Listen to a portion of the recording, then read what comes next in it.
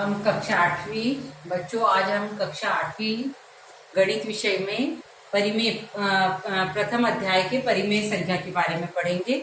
उसके पहले मैं आपको प्राकृत संख्या पूर्ण संख्या और पूर्णांक संख्या के बारे में फिर से एक बार पुनरावृत्ति दूंगी।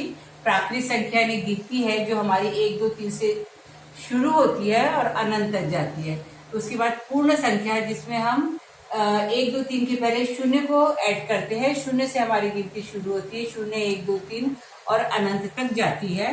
पूर्णांक संख्या यानी 0 1 2 3 गिनती खत्म नहीं होती इधर, और अगर हम बाई ओर चलते हैं तो पूरी ऋणात्मक संख्या ऋण 1 ऋण 2 ऋण 3 और यह गिनती भी कभी खत्म नहीं होती है। उसे इस तरह से इसे पूर्णांक संख्या कहते हैं। आज हम परिमेय संख्या के बारे में पढ़ेंगे। परिमेय संख्या यह m/n के स्वरूप की होती है। m/n के स्वरूप की होती है।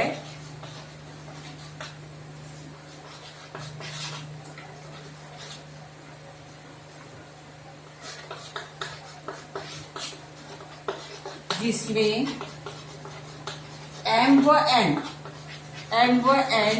यह पूर्णांक संख्या है।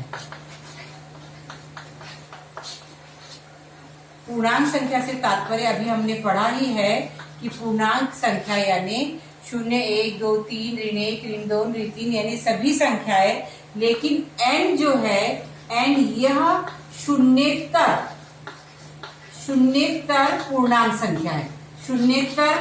शून्येतर पूर्णांक संख्या है यानी n का मान पूर्णांक संख्या है लेकिन शून्य को छोड़कर, अर्थात m का मान 0 1 2 3 ऋण 1 ऋण 2 ऋण 3 कुछ भी हो सकता है, लेकिन n का मान 1 2 3 ऋण 1 ऋण 2 ऋण 3 रहेगा। n का मान कभी भी 0 के बराबर नहीं रहेगा। इस तरह की संख्या को परिमेय संख्या कहते हैं। अब हम इस पीरियड में परिमेय संख्या को संख्या रेखा पर कैसे दिखाना इसके बारे में पढ़ेंगे।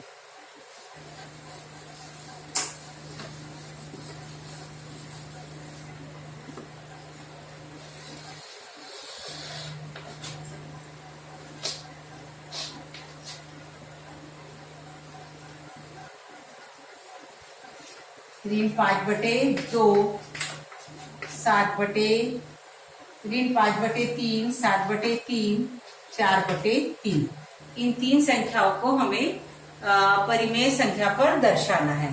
तो परिमेय संख्या x अक्ष है, इसके मध्य में हमने 0 लिया, 1 समान इकाई पर 1 2 3,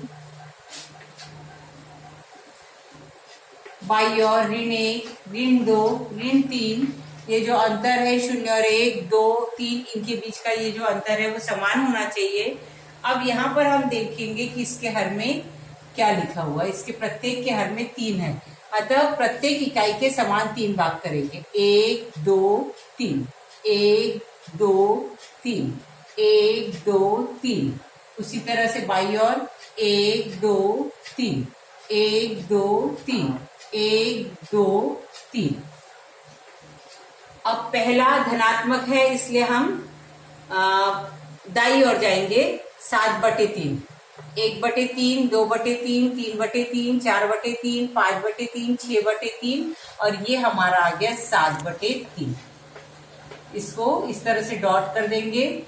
उसी तरह से 4/3 1/3 2/3 3/3 और ये है 4/3। बाई ओर जाने पर 1/3 2/3 3/3 4/3 और ये हमारा आ गया ऋण 5/3। इस तरह से हम परिमेय संख्या को संख्या रेखा पर दिखा सकते हैं।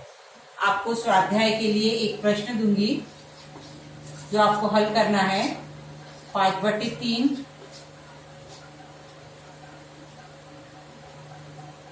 ऋण 7/3 ऋण 6/3 और 1 2/5 2/5 ऋण 3/5 7/5।